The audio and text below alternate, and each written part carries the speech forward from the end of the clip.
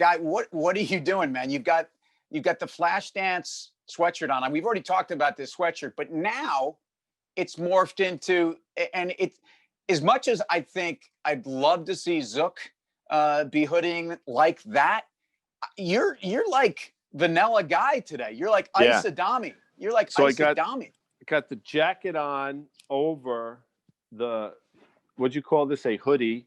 It's a hoodie. Yeah. Because I was outside doing some maintenance shovel work. I figure I'd get a little sweat up. So that's not a bad idea, right? Dude, I mean, the people in your hood, if I may, must really, first of all, be fearful and then suddenly feel good that they actually got protection on the block. So it's like guy on the block, vanilla Adami. That's right. That's right. Well, it's something on the block, like that's J-Lo on the block or something. Jenny from the block. Yeah. Which, I mean, look, you can't go after J-Lo. She's incredibly talented and accomplished. But it's interesting because Vanilla Ice obviously was kind of a caricature of himself, but it came out of a time when hip hop was very crossover. Sure. And I was listening to some of this stuff. In fact, I was just hearing a little Biz Markie the other day. You know that one? Excuse me? Bismarck? Biz Markie, man. Oh, baby, you got what I need, but you say he's just a friend. Anyway, I won't go there, but here's where I will go. I mean, because I know you can sing, but clearly that's not in your... You're supposed to sound like you're actually in pain. Oh. Baby, you're supposed to actually also be off key. But then you succeeded on both accounts. Well, here's what's not off key, and watch what I do here. The market, obviously, we've got fresh COVID fears of a new viral strain. But I mean, the market... So Linda Snow just walked in. That's my wife, folks. And she asked, like, what are you doing with the hoodie on? Yeah. I mean, does she know that you are now Biz Markie? You're singing Biz Markie, that you're actually going to see if you could maybe be the warm-up band for Biebs these days.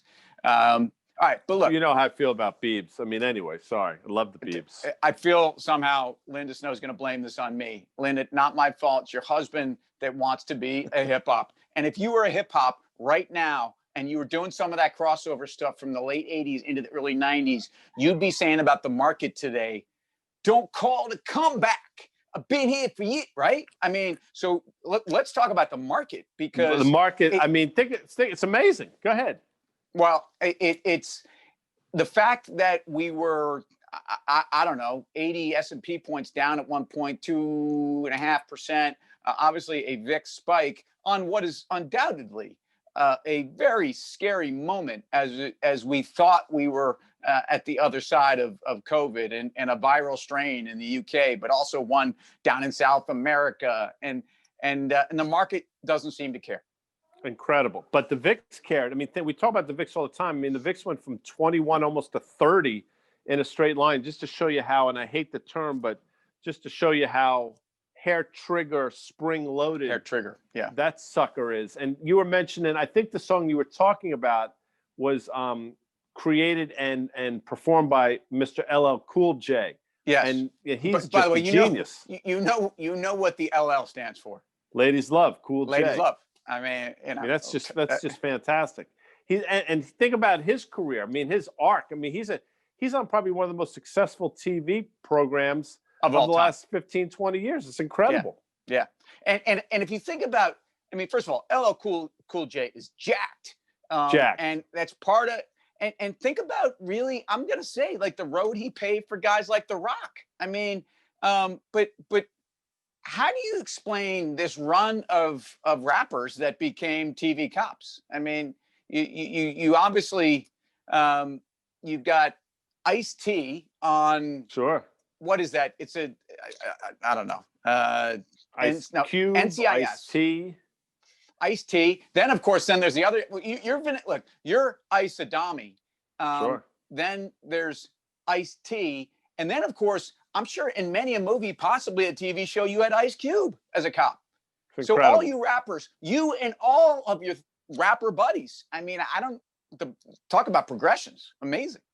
It's incredible. And I will tell you the great thing about that song before the Don't Call It a Comeback. I think the only song I know in all my musical years with the word monsoon in it, which is just brilliant that you can bring in Gorilla Monsoon into the, yeah. Well, then you talk about, of course, the great Gorilla Monsoon. Isn't that who he was talking? Is that who he was talking about? Haystacks Calhoun, and I mean, we can go on and on with this stuff. Yeah. Well, so if you think about, let's see, if I'm going with Ice Cube, sure. This is a guy who was in a very controversial band in the early 90s that was, very aggressive, let's just say, with their lyrics. In fact, we had to slap profanity stuff. Like you guys like you were kind of scared to listen to that music, right? I mean, I think it was a good thing that they put a little censorship on there for you. And we call that going full circle. All right. So is the market up tomorrow?